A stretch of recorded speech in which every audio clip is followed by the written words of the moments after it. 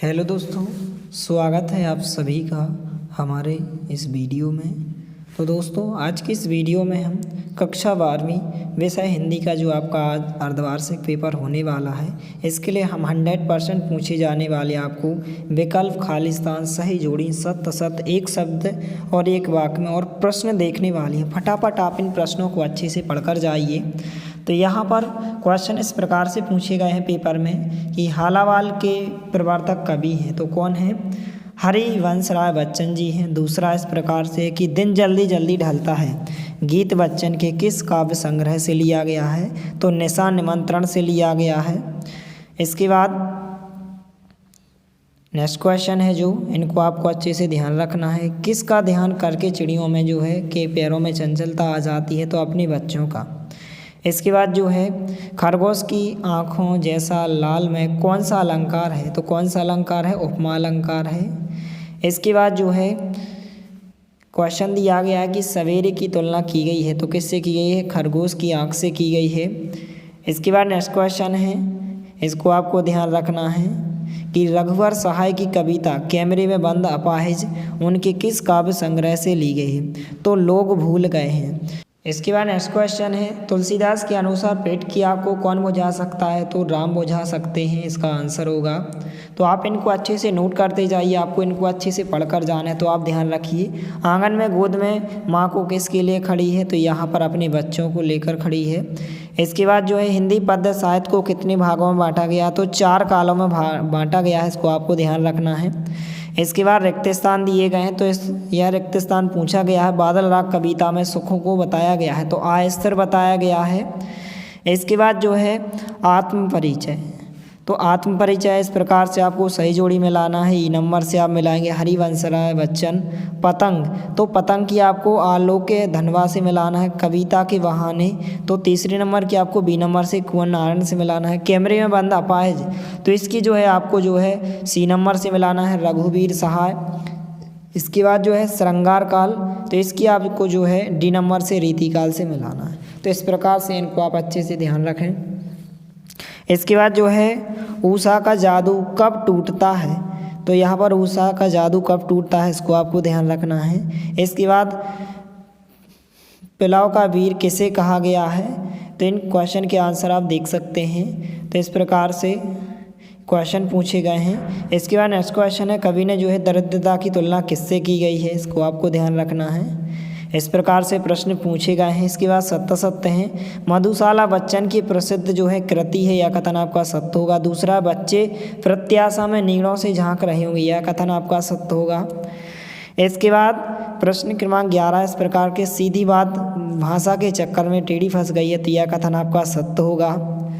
तो इनको आप अच्छे से ध्यान रखें। इसके बाद जो है बच्चे किस बात की आशा में नीड़ों से झांक रहे होंगे? तो इस प्रकार से उत्तर दिया गया है। 2-2 अंक के क्वेश्चन है, इनको आप ध्यान रखें। इसके बाद जो है नेक्स्ट क्वेश्चन है, थका हुआ पंथी किस कारण जल्दी जल्दी चलता है? तो यहाँ से लेकर यहाँ तक इसका आंसर होगा। वीडियो को ज़्यादा से ज़्यादा अपने दोस्तों के साथ शेयर करें, क्योंकि 100% पूछे जाने वाले प्रश्न हैं। तो इसी प्रकार से आपको हर एक वीडियो में इम्पोर्टेंट क्वेश्चन के माध्यम से रियल पेपर के क्वेश्चन बताए जाएंगे। तो आप हमारे चैनल को सब्सक्राइब जरूर करें। इसके बाद नेक्स्ट क्वेश्चन है, कवि ने बादलों को पिलवाओ के बादल क्यों कहा है? तो इस प्रकार से 2 अंक का क्वेश्चन है, इसको आप ध्यान अच्छे से तैयार करें। तो आप इसका स्क्रीनशॉट ले सकते हैं या वीडियो को रोककर भी आप तैयार कर सकते हैं। इसके बाद हनुमान ने भरत के किन गुणों की प्रशंसा की है? यहाँ से यहाँ तक इसका आंसर होगा। इसके बाद उषा का जादू क्या है? जो उषा का जादू है, यहाँ से लेकर यहाँ तक इसका आंसर होगा। इसका आप स्क्रीनशॉट ले सकते हैं। इसके बाद नेक्स्ट क्वेश्चन है, छोटे चौकोर खेत को कागज का पन्ना कहने में क्या अर्थ निहित है? तो यहाँ से लेकर यहाँ तक इसका आंसर होगा। इसका आप स्क्रीनशॉट ले सकते हैं, इस प्रकार से आंसर हो जाएगा। इसके बाद जो है संदर्भ प्रसंग व्याख्या, इसको आपको अच्छे से तैयार करना है कि मैं जगजीवन का भार लिए फिरता हूँ डेड डेड डेड से, इस प्रकार से सांसों के 2 ताल लिए फिरता हूँ।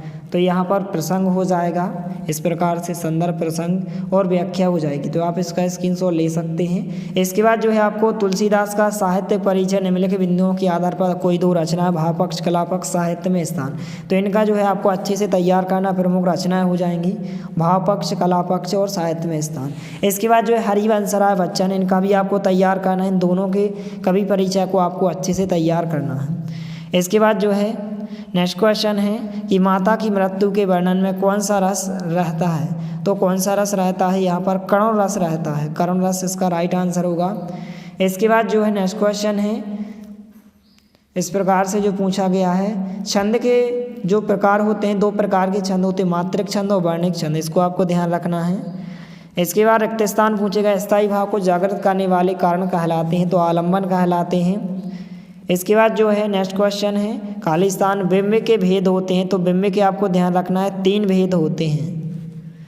इसके बाद सही जोड़ियाँ, तो इनको आप अच्छे से ध्यान रखें। महाकाव्य क्या होगा, इसमें से कामायनी होगा। खंड काव्य क्या होगा, पंचवटी होगा। और इसके बाद आख्यानक गीतियाँ, तो इसका आंसर झांसी की रानी होगी। मुक्तक काव्य क्या होगा यहाँ पर, इस प्रकार से बी नंबर से बिहारी सतसई होगा। और रश्मि रथी जो होगा रामधारी से दिनकर, इस प्रकार से आप तैयार करें।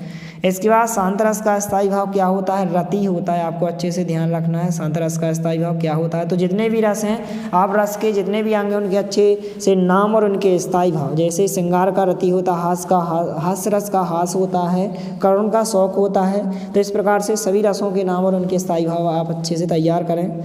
इसके बाद जो है शांत रस का स्थायी भाव क्या होता है, रति होता है। संचारी भाव की संख्या कितनी मानी गई है, तो यहाँ पर 33 मानी गई है। आपको अच्छे से ध्यान रखना है, एक शब्द या एक वाक्य में पूछा गया है। रस के अंगों के नाम बताइए, तो रस के 4 अंग माने गए, स्थायी भाव, विवाह, अनुभाव और संचारी भाव। इसके बाद विरोधाभास अलंकार की परिभाषा 2 अंक 3 अंक में पूछी गई है, इसको आप अच्छे से तैयार करें। तो आप इसका स्क्रीनशॉट ले सकते हैं और आपको उदाहरण भी तैयार करना है। इसके बाद भक्तिन पाठ लिया गया, तो कहाँ से लिया गया है, रेखा चित्र से लिया गया। रेखा चित्र इसका उत्तर होगा। इसके बाद नेक्स्ट क्वेश्चन है, जेठवत का अर्थ होता है, तो जेठ का पुत्र होता है। इसके बाद जो है नेक्स्ट क्वेश्चन दिया गया है यहाँ पर, भक्तिन का वास्तविक नाम था, तो क्या था, लक्ष्मण था। इस प्रकार से आपको ध्यान रखना है। इसके बाद नेक्स्ट क्वेश्चन है, भक्तिन गले में पहनती थी, तो क्या पहनती थी, यहाँ पर इस प्रकार से कंठी माला पहनती थी। इसके बाद जो है यामा काव्य संग्रह है, तो महादेवी वर्मा का है, इसको आपको ध्यान रखना है। इसके बाद जो है नेक्स्ट क्वेश्चन है, यामा काव्य संग्रह महादेवी वर्मा का है। इसके बाद परचेजिंग पावर का अर्थ क्या होता है, खरीदने की शक्ति। इस प्रकार से इसका उत्तर होगा। शीरीष के फूल पाठ के लेखक कौन है, इसको आपको अच्छे से ध्यान रखना है। शीरीष के फूल के जो लेखक है यहाँ पर कौन है, महावीर प्रसाद द्विवेदी हैं। कौन है, महावीर प्रसाद द्विवेदी। इसके बाद नेक्स्ट क्वेश्चन है, काले मेघ पानी दे, यह क्या है, एक संस्मरण है, विधा से लिया गया है। गगरी फूटी खालिस्तान प्यासा, तो यहाँ पर क्या हो जाएगा, इसका बैल प्यासा। इस प्रकार से आंसर होगा। इसके बाद नेक्स्ट क्वेश्चन है, काले मेघ पानी दे, तो यह एक संस्मरण है। इसके बाद आगे, पहलवान की ढोलक पाठ की विधा कौन सी है, तो एक कहानी है। इस प्रकार से आप ध्यान रखें। इसके बाद जो है सही जोड़ियाँ पूछी गई और नीचे आंसर दिए गए हैं, तो इनका आप स्क्रीनशॉट ले सकते हैं। इस प्रकार से इसको आपको अच्छे से पढ़कर जाना है। इसके बाद रेखाचित्र और संस्मरण में आप अच्छे से अंतर तैयार करें, 2 अंक 3 अंक में पूछा जाएगा। सत्य सत्य है, भक्तिन महादेवी का जो है संस्मरणात्मक रेखाचित्र है, तो यह कथन सत्य होगा। बाजार दर्शन पाठ की लेखक महादेवी वर्मा है, तो यह कथन क्या होगा, असत्य होगा। इसके बाद नेक्स्ट क्वेश्चन है, भक्तिन का वास्तविक नाम क्या था। इस प्रश्न को आप अच्छे से तैयार करें, 2 अंक या 3 अंक में पूछा गया है। इसके बाद जो है लगान न चुराने पर जमींदार ने भक्ति को क्या सजा दी, तो इस प्रकार से आंसर दिया गया है, इसका आप स्क्रीनशॉट ले सकते हैं। इसके बाद इस क्वेश्चन को आप तैयार करें, परचेजिंग पावर से लेखक का क्या आशा है। इस प्रकार से इस प्रश्न को भी आप तैयार करें। इसके बाद विकल्प दिया गया, अंगार उंगलना का अर्थ क्या होता है, कठोर वचन कहना। आंखों पर चर्बी छाना का अर्थ क्या होता है, कुछ समझ ना आना। इस प्रकार से इसके बाद खालिस्तान है कि हालदार साहब अब भी नहीं समझ पाए, मैं भी क्या होगा, इसका आंसर निपात होगा। इसके बाद हालदार साहब अब भी नहीं समझ पाए, इसका आंसर निपात। इस प्रकार से इसके बाद वाक्य खालिस्तान होते हैं, तो वाक्य क्या होते हैं, सार्थक शब्द समूह होते हैं। इस प्रकार से उसका उत्तर होगा। इसके बाद छोटे छोटे वाक्यांश क्या कहलाते हैं, तो मुहावरे कहलाते हैं। क्या कहलाते हैं, मुहावरे कहलाते हैं छोटे छोटे वाक्यांश।